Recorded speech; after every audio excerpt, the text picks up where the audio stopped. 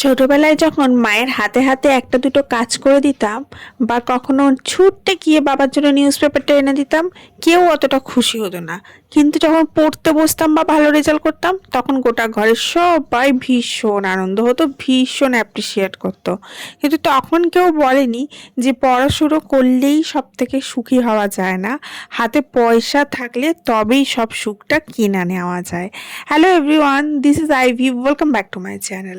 ইসাস ডায়েরিজের নতুন সকালে তোমাদের সকলকে ওয়ার্ম ওয়েলকাম জানাই। পড়াশুনো করলেই সব সময় বড়লোক হওয়া যায় না বা প্রচুর পয়সার মালিক হওয়া যায় না। প্রচুর পয়সার মালিক হতে গেলে লাগে ভাগ্য। যদি ভাগ্যই কোনো কিছু খেলা না দেখাতো, তাহলে ব্যাক বেঞ্চে বসে থাকা ছেলেটা ভবিষ্যৎকালে অনেক বড় ইঞ্জিনিয়ার বা অনেক বড় কোম্পানিতে চাকরি পেত না। হ্যালো এভরিওয়ান, আজকে আমি সকাল সকাল একদম উঠেই ঢুকে পড়েছি বাথরুমে। কারণ হচ্ছে আজকে আমি একটা জিনিস কাচবো, সেটা হচ্ছে অনেক বড় একটা জিনিস এবং সেটা কাচা খুবই হার্ড, অনেকটা টাফ জব। বাট এই জিনিসটা না কাচলেই হয় না, মাঝে মাঝে এটাকে পরিষ্কার করতে হয়। তোমরা দেখে যদি কেউ গেস করতে পারো তো কমেন্ট সেকশনে জানিও যে আজকে আমি কি কাচ্ছি। এটা হচ্ছে একটা কভার, আমি বলেই দিলাম তোমাদের কভার, কিন্তু এই কভারটা হচ্ছে এমন জায়গায় থাকে যেখানে প্রচুর ধুলোবালি পড়ে এবং কভারটা যখন খোলা হয়, মানে খুলতে গেলে এবং পড়াতে গেলে লিটারালি ওই ধুলোবালিগুলো আমাদের গায়ে চলে আসে। তার জন্য আমি ভাবলাম যে এটাকে আজকে পরিষ্কার করা যাক। কারণ এটা হচ্ছে এমন একটা ইম্পর্টেন্ট জিনিস যেটা পরিষ্কার না করলে তার ব্যাড এফেক্টগুলো আমাদের শ্বাস প্রশ্বাস দিয়ে আমাদের শরীরে ঢুকে আমাদেরকেই ক্ষতি করে। তো সকালবেলা এটাকে আমি এখন ভিজিয়ে রাখলাম গরম জলে সার্ফ দিয়ে, এরপরে কাচবো। তার মাঝখানে ছোটোখাটো কয়েকটা কাজ হাতে এগিয়ে নেবো।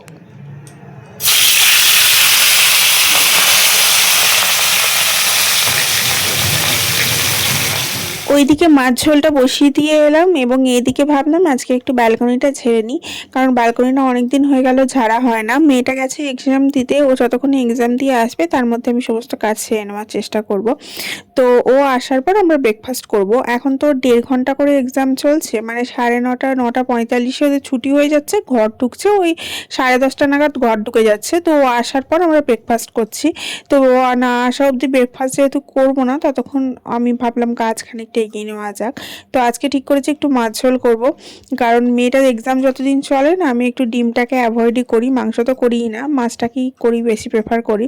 কারণ ছোটোবেলা থেকেই দেখতাম মা সবসময় মাছ ভাত খেয়েই আমরা এক্সাম দিতে যেতাম। আমাদের তো 10টা থেকে 5টা স্কুল ছিল এবং মা যে কদিন স্কুল চলতো কোনোদিন ডিম টিম দিত না, পরীক্ষার সময় সবসময় মাছই করতো। তো আমিও সেটাই মেনটেন করি।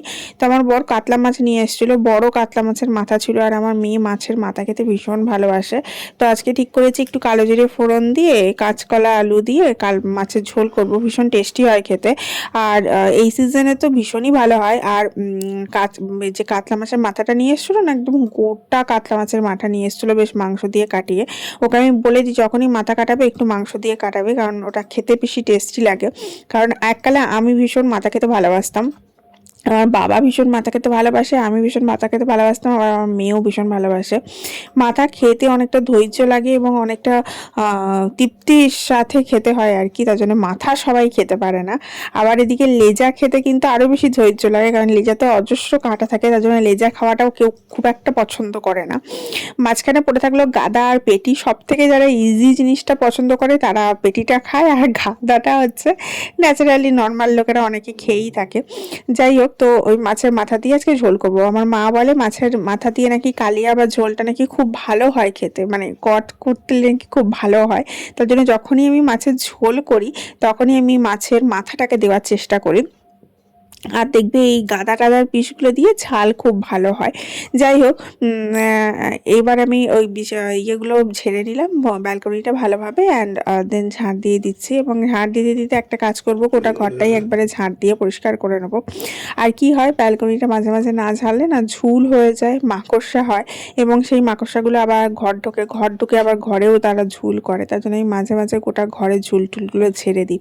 আবার কি হবে, এরপরে তো মেয়ের 1 মাস ছুটি, এই ঝাড়াঝাড়ির কাজগুলো তখন প্রায় হবেই না, প্রায় অমিট থাকবে। কারণ আমার মেয়ে যখন স্কুল যায় না তখনই ঝাড়াঝাড়ির কাজগুলো আমার হয়, তখন থেকে অনেকটা সময় পাই। তো মনে হয় এটা ঝেড়ে নিই, ওটা ঝেড়ে নিই, এটা করে নিই, ওটা করে নিই। আর মেয়ে যখন স্কুল যায় না তখন একটু দেরি করে ঘুম থেকে উঠি, তখন আর মনে হয় না ঝাড়াঝাড়ি কিছু করি। তো আমি ভাবলাম যে আজকে যখন মেয়ে নেই তখন ভালোভাবে সমস্তটা ঝেড়াঝাড়ি করে নিই। এদিকে জানলা টাল্লা সব ভালোভাবে পরিষ্কার করে ঝেড়ে দিলাম।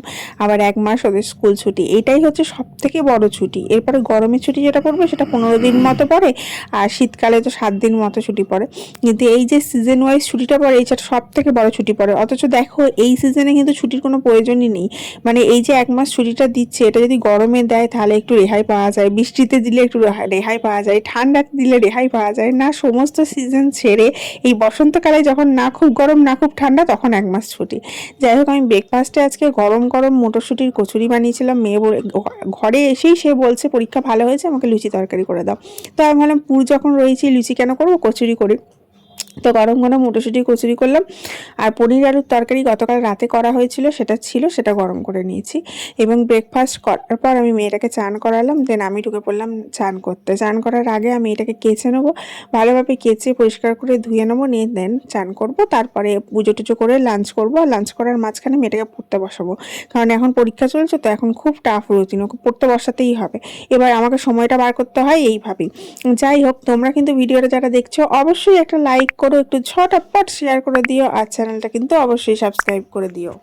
আর যারা যারা অলরেডি সাবস্ক্রাইব করে দিচ্ছ তাদের প্রতি আমার অনেক অনেক ভালোবাসা। তো চলো এটা কেচে নিই, এবার তোমাদেরকে বলি এটা কি, কারণ এতক্ষণে তোমরা বুঝতে পেরেছো কি পারোনি জানি না। এটা হচ্ছে 2 চাকা মানে 2 হুইলারের একটা কভার, রয়্যাল এনফিল্ডে যেটা আছে আমার বরের তার কভারটা।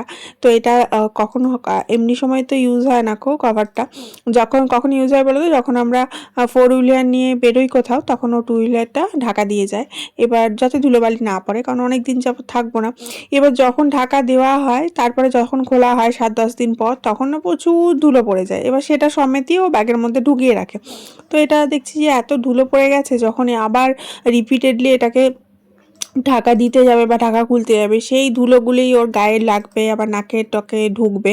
তার জন্য ভাবলাম আজকে এটাকে কেচেই নিই। তার সাথে ওই যে দেখো স্লিপার নিয়েছি আমার বরের, সেগুলোও পরিষ্কার করব, দেন চান করব। চান করার সময় টুকিটাকি এরকম কাজ জমেই যায়, 2-1টা কাপড় কাচা, তারপরে স্লিপারগুলো পরিষ্কার করা, এই সমস্তগুলো করেই তারপরে চান করতে হয়, বেশ অনেকটা সময় যায়। তার জন্য আজকে সকাল সকাল বললাম না, সকাল সকাল করে নিয়েছি। মেয়েটা আসলো, ওকে বললাম তোর এখন একটু রেস্ট নিয়ে নে, তো তখন আমি চান টান করে নিই, পুজো করে নিই, তারপরে তোকে নিয়ে বসবো। আর তার মাঝে ওকেও চান করিয়ে দিই, আমি প্রতিদিন ওকে চান করিয়ে দিই, দেন তারপরে আমি চান করতে যাই। এটা আমার রুটিন আর কি। যাই হোক, ওর মতো বয়সে তো আমার মা আমাকে ছেড়েই দিয়েছিল, আমি সব একা একাই করতাম। কিন্তু যেহেতু আমার একটি রাজকন্যা, একটিই আমার সন্তান, তার জন্য তার সমস্ত কিছু আমি করে দিই। আমরা যেহেতু 2 ভাই বোন ছিলাম, আমার ভাই ছোট ছিল, তাকে মা সব করে দিত, এবং আমাকে একটা ছোট বয়স পর্যন্ত করে দিয়েছে, তারপরে তো আমি নিজেই করতাম। তাহলে কি হয়েছে, এবার আমি খুব মানে একা একাই সব করতে পারি আর কি, আমি ডিপেন্ডেন্ট নই কারোর উপর। কিন্তু আজকালকার বাচ্চারা ওই যে ছোটায় দেখো রয়্যাল এনফিল্ড লেখাটা এসছে, দেখেছো? এটা হচ্ছে রয়্যাল এনফিল্ডের কভারটা। কাচার পরে কি হয়েছে না, এটা না খানিকটা বেলুনের মতো কভারটা, নেই জলটা কোথায় ঢুকে গেছে সেটাকে আর বার করতে পারছি না কিছুতে, এদিক ওদিক সেদিক করছি, জলটা দেখছি কোথাও না কোথাও লেগেই থাকছে, বেরোচ্ছে না। যাই হোক, ফাইনালি বেরোলো। এটা জল ঝরিয়ে মেলে দেবো, এমনি মিললেই শুকিয়ে যাবে সঙ্গে সঙ্গে, তার জন্য নয়, আসলে বেশি খাটতে হলো না, গরম জলে ডুবিয়েছিলাম তো চটাচট পরিষ্কার হয়ে গেল। আর এদিকে চান টান করে আমি একটু রেডি হয়ে নিলাম, দেন এই দেখো পুজো টুজো করার পর এই যে গোলাপ ফুল নিয়ে এসেছিলো হাজব্যান্ড মশাই, আমার তো খুব পছন্দ, ভীষণ ভাল লাগে ফুল। তো গোলাপ ফুলগুলো আমি ভাবলাম একটু সাজিয়ে রাখি, সাজিয়ে রাখলে ঘরের মধ্যে সেন্ট ছড়াবে, দেখতেও ভালো লাগবে। অনেকে আছে অরিজিনাল ফুল সাজিয়ে রাখে, বেশ ফ্লাওয়ার ভাসে করে, দেখতে ভীষণ সুন্দর লাগে, তবে কি ওটা টেকসই নয়, অনেকদিন থাকে না, কিন্তু একটা অরিজিনালিটি আলাদাই মাহাত্ম্য, তাই না? সুন্দর গন্ধ লাগে। কিন্তু একটা কথা বলতে হবে, আমি কয়েকটা গোলাপ ফুল কিনে নিয়ে এসেছি, তোমাদের নেক্সট ভিডিওতে দেখাবো, সেইগুলো অরিজিনালের থেকেও বেশি সুন্দর দেখতে, ট্রাস্ট মি, তোমাদেরকে দেখাবো যখন তখন বুঝতে পারবে। এখন তোমাদেরকে এটা দেখাই কেমন লাগছে, দেখো কি সুন্দর লাগছে দেখতে, পিটি। আর ওপরের ওই দেখো গোলাপগুলো যেগুলো বলছিলাম। যাই হোক, চলো তোমাদের লাঞ্চটা দেখাইনি, ভিডিওটা শেষ করব। লাঞ্চে আজকে ছিল এই যে কাতলা মাছের ঝোল, এই ঝোলটা কিন্তু কালো জিরে ফোড়ন দিয়ে করেছিলাম, আর কাঁচকলা আলু দিয়ে করেছিলাম, এত সুন্দর খেতে হয়েছিল কি বলবো, কি ভীষণ টেস্টি খেতে হয়েছিল, মানে মুখে আমার জল চলে আসছে বলতে বলতে, এত টেস্টি হয়েছিল খেতে। যখন মাছের ঝোল করবে অনেকে ফুলকপি দিয়ে করে, আমি তো সয়াবিন দিয়েও করি, কিন্তু কাঁচকলা দিয়ে ঝোলটা করলে না একটা অন্য রকম স্বাদ আসে। অনেকে ভাবে যে রুগীর ঝোল, কিন্তু রুগীর ঝোল একদমই নয়। একটু ভালো করে যদি তুমি করো না, দারুণ টেস্টি হবে। অবশ্যই কিন্তু কাঁচকলাগুলো একটু ভেজে নিতে হবে, কিন্তু খেতে ভীষণ ভীষণ টেস্টি লাগে। আর এই দেখো গরম গরম মাছের ঝোল নিয়েছি, মানে মাছের মাথাটা কত বড় বুঝতে পারছো তো, এক হাত একবারে এই গোটা প্লেটটা জুড়ে, মানে বড় প্লেট দিয়েছি, বড় প্লেটটা জুড়ে এক হাত আর কি, এত বড় মাছের মাথাটা। যাই হোক, এখন মেয়েটাকে খেতে দিচ্ছি, ওর খাওয়া হয়ে গেলে আমরা খাবো। আর তার সাথে করেছিলাম একটু পোস্ত, বড়ি আলু দিয়ে পোস্ত।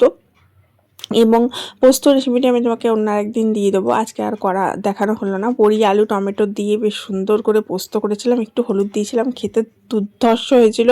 আর এই দুটোর কম্বিনেশনে আজকে লাঞ্চটা না একদম জমে গেল। আমি তোমাদের হাত দিয়ে দেখাচ্ছি যে মাছের মাথাটা কত বড়।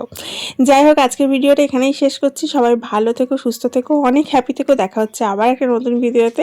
ততক্ষণে tata, bye bye, love you.